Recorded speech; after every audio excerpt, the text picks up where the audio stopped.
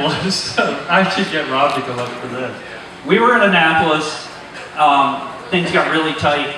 We had a warehouse 2 blocks over and a forklift that wouldn't go in the snow all that well. And when we needed to bring lumber over, we'd get stuck in the snow, and it was crazy. We were like, we've got to get out of there. And so we looked at property in Baltimore and South County and here, and we ended up getting our factory, the old factory here, which was so wonderful for us. I can't even begin to tell you how awesome that was. At different points in my life, I've had a little bit of substance abuse issues, I guess, and that was definitely one of those times. But I was a production manager, and I was charged with making sure we designed the factory and the flow. And every once in a while, I'd come over here during the day, and I'd work with the construction guys and make sure everything was cool. And then in the evening, we would play with construction equipment. And some of you know, I love anything you can drive. I really enjoy it. I like motorcycles, I like race cars, I like scissor lifts, I like industrial forklifts. I like almost anything, but the scissor lift really intrigued me. Because not only could you like move it around and it was battery powered and pretty silent, you could also do that from 30 feet in the air. And so you could just drive around. It was cool. So one night, after a night, we decided that we should see what it's like to drive over the Bay Bridge in a scissor lift.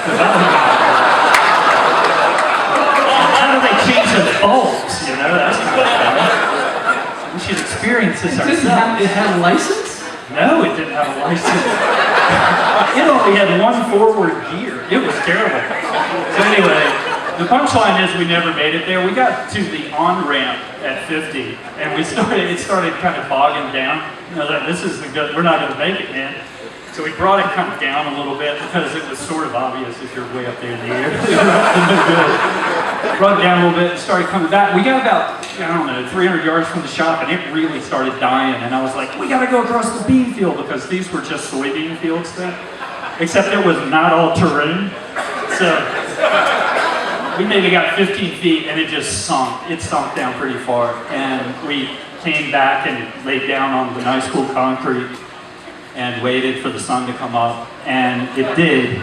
But also the construction crew came, and it was ugly. And, Jason Faulkner from Tappahannock Construction, if anybody here just happens to know him, I still apologize for that, I'm sorry.